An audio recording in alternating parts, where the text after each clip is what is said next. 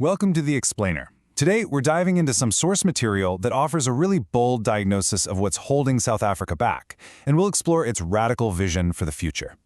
So the analysis we're looking at today really doesn't pull any punches. It gets straight to the point with this statement. The argument is that, underneath all the other challenges, economic, social, whatever, the political system itself is the real fundamental problem. But, it's not all doom and gloom. The analysis points to something really crucial, a kind of hope.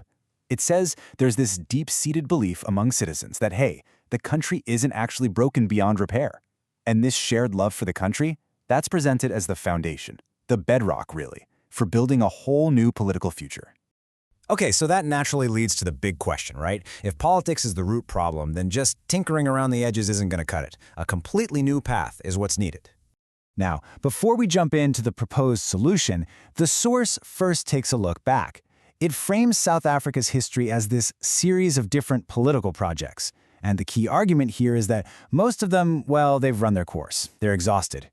So the analysis breaks down the country's modern political history into these three main eras. You've got the long period of what it calls white politics. Then there's the post-apartheid era of black politics, largely represented by the ANC.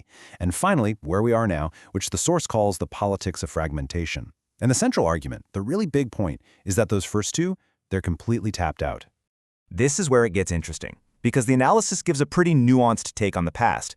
It acknowledges that the era of white politics built a modern state, but it calls out the fatal flaw, that cardinal sin of excluding black people economically. Then it credits black politics with a massive success, improving race relations. But it argues that success came at a huge cost, the collapse of the state and its infrastructure. So what's the bottom line according to the source? Going back to either one of those paths is simply not an option. And that brings us right up to today.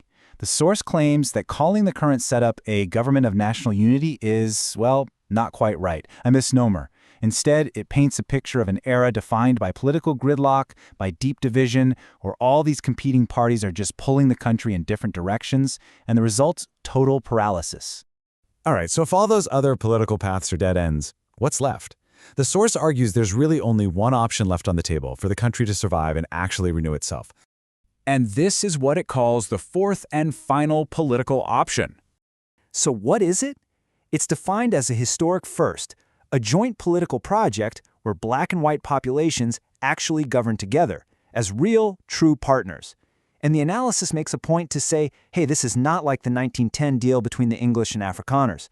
No, this would be something totally new, a completely unprecedented alliance in South African history. So if this is the way forward, what's the holdup? Well, the source points to one key obstacle, a serious lack of trust, specifically at the leadership level. It claims that the general population, the people on the ground, they're ready for this kind of unity. But the political elites? They're still stuck, hampered by suspicion of each other. And to make this vision a reality, the source doesn't just stop with big ideas. It actually lays out a pretty detailed and actionable 10-point rescue plan. Now, to make this whole plan a bit easier to wrap our heads around, we can break it down into three core pillars. It's all about fixing the government, rebuilding the economy, and healing society. Let's look at that first pillar, fixing the government. This is really about getting back to basics, restoring competence and the rule of law.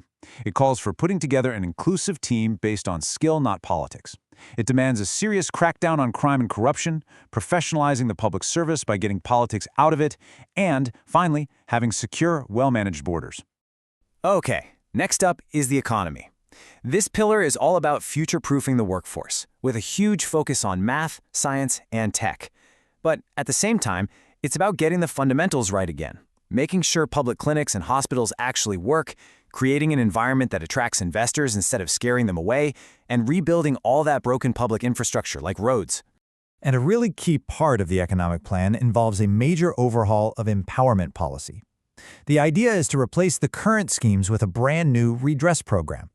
And this new program would be laser-focused on two things: providing quality education for black children and empowering all low-paid workers, no matter their race. And finally, we have the third pillar, which tackles the social fabric of the country. This is a call for what the source describes as a moral regeneration program. The goal? To heal broken communities, to support the youth, and to really get to grips with those deep-seated social problems that plague the country. So, we've walked through the whole thing now. from the historical diagnosis all the way to this detailed 10-point plan. So what's the big takeaway here? What's the bottom line? Well, the crucial takeaway is this. The analysis basically concludes that the old ways, the traditional parties, they're just broken. They represent these failed political projects from the past, and they simply can't be relied on to build the future. The only way forward, according to this source, is a completely new, bold project built on unity. And that leaves us with the final and pretty provocative question that this analysis puts on the table. Is this vision of joint governance, built on this very specific 10-point plan, is it truly the only path left for South Africa to not just survive, but to succeed? It's definitely a powerful idea to chew on.